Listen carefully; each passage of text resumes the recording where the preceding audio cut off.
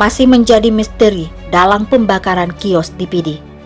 Bidik lovers, jangan lupa support channel ini dengan cara subscribe, like, share, and comment, dan hidupkan lonceng untuk menerima notifikasi terbaru dari Biones TV. Dari Sigli diberitakan pembakaran kios milik warga Gampung Bihu di Kecamatan Muara 3 Pidi hingga kini masih menyisakan misteri. Polisi belum berhasil menemukan pelaku yang bertanggung jawab atas insiden tersebut. Pemilik kios Ibnu Salim, 36 tahun, menduga orang yang bertanggung jawab atas kebakaran yang terjadi pada malam Idul Adha lalu itu. Dia menjelaskan polisi telah memanggil orang yang dicurigai untuk dimintai keterangan. Namun sosok itu dilepaskan kembali setelah pemeriksaan tanpa penahanan lebih lanjut. Salim mengungkapkan sosok tersebut dijemput ke rumahnya oleh polisi untuk diperiksa, tetapi setelah memberikan keterangan, ia dikembalikan kepada keluarganya.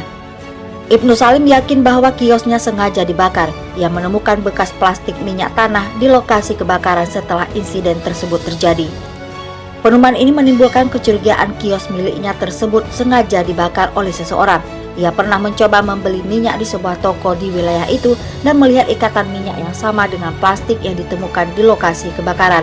Setelah dilakukan pemeriksaan di sekitar kios, tidak ditemukan bukti lain selain plastik bekas minyak tanah. Ibnu Salim telah melaporkan kejadian ini ke Polsek Muara 3 agar kasus ini dapat diusut hingga tuntas.